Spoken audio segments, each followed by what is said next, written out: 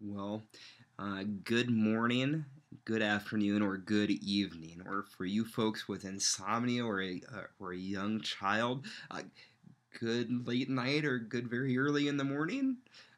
Just to give you guys kind of a rationale for why we're doing video training, we have a ton of volunteers who kind of help out with God's Big Backyard. And so instead of trying to do like something on a Saturday morning or a Sunday afternoon and try and train everybody, we decided just to do some video kind of training sessions that would get everybody on the same page and make you guys into the very best God's Big Backyard workers that you can be. Um, so that's where we're at. Now, the session that you're about to start is implementing faith at young ages. Now, as you are probably, hopefully, aware, we are a church that follows the Orange philosophy.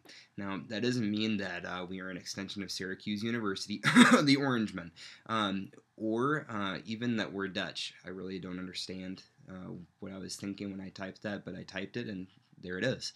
So, really, what being orange means for us is that we, as the church, just want to partner with parents for the discipleship of their children. Now, if you don't know what that means, I would strongly encourage you to go back into our website and listen to some of the Orangeology sermons from last September. Just some great stuff, and if you still have questions after that, really just come in and see me, and we will talk about some of the things that being orange means. Well, anyways, now before we get into the specifics of what implementing faith at young ages looks like in our classrooms, we need to talk and explore some of the spiritual dynamics of infants and walkers, the two age groups that we're really specifically talking about in this video.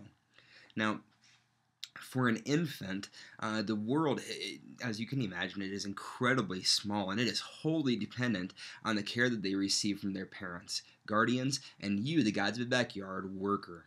Now, it makes sense then that the overarching idea of trust and mistrust is really the biggest issue for this age group. So for us, as God's Backyard workers, one of the biggest qualities of God that we can show to these kids that we see is by responding to their cries and trying to comfort them. Now, for a walker or a 2-year-old, life moves a whole lot faster, but trust and mistrust are still some of the basic things that we have to address. And even though we'll address them in different ways and use different tools, it's still that same overarching theme. So here's a little bit about what that maybe looks like for us specifically in God's Backyard. Now, for infants, this can take on a couple of different looks. The first one, maybe you can put on one of those CDs that you can find on the shelf for the kids as they play with toys or as you rock with them. And if you're comfortable, I'm not always all that comfortable with it, but you can sing with those kids. Sing to those kids. Another one of the things that you can do is as you're walking with them is just point out different things out of that window or even in books or whatever might come to your imagination that God has made. And so maybe point to a cloud or point to a bird or point to the grass or the corn. Just do those simple things, just little things, and bringing God into the conversation. Now, for our walkers class, this really kind of serves as an intro to an intro. This is an introduction to the structure that these kids will see in the twos class that Peggy teaches, and really that class is an introduction to the structure that we use in the treehouse and in 252. Now, in this class, there are some activities that we'll have posted on the wall in poster form, and you'll probably be seeing an image of this on the screen as you're listening to this. But these are just simple things that we can use that will help introduce biblical themes through the use of play into the times that we have with this age group. Now, as you see, these are just really simple games that you can play with the kids, and all it does is just point them towards a beginning concept of God that their parents are probably working on it at home, and we just want to partner with them in that. Now, to that end, beginning in August of 13, we will be handing out these parent sheets that you see on the screen to parents. At the beginning of each month, we'll just hand those out and just for those of you guys, since we go on a rotation in that class, if you don't think that a parent got one of those, you can just offer one to each parent. That'll be fine. That'll be great. And so really what these sheets are just simple devos that encourage parents to start thinking about their own spiritual lives in connection with the spiritual lives of their kids. And this plays into one of the roles that we fulfill as God's backyard workers. And that role is giving parents or guardians an opportunity for God to speak into their lives so that out of the overflow of their hearts, they can speak into the lives of their kids. Well, that is pretty much all for today's talk. But just for fun, just for kicks and giggles, let's review.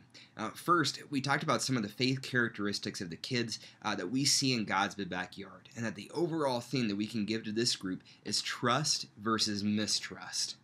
Now, second, we also looked at some different tools that we can use in these age groups to implement faith into their lives, specifically in each of those classrooms. Thirdly, and yes, I am wearing something different. Well, thirdly, I realized after I went home last night, thinking that I had this video complete, that I had missed out on something major, and really one of the most important things that we can do, which is praying for the kids and praying for the families. Now, those things are really, really, really important, the things that we addressed in this video, but the first things first is praying for the kids, praying for their families, and really, that's what it all comes down to. It's not about what you or I do, it's about what God does through what we do.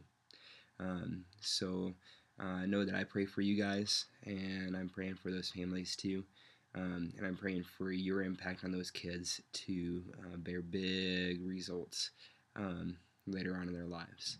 So, hey, on that note, thank you so much for watching these videos and for kind of bearing with this. This is the first time I've done anything like this.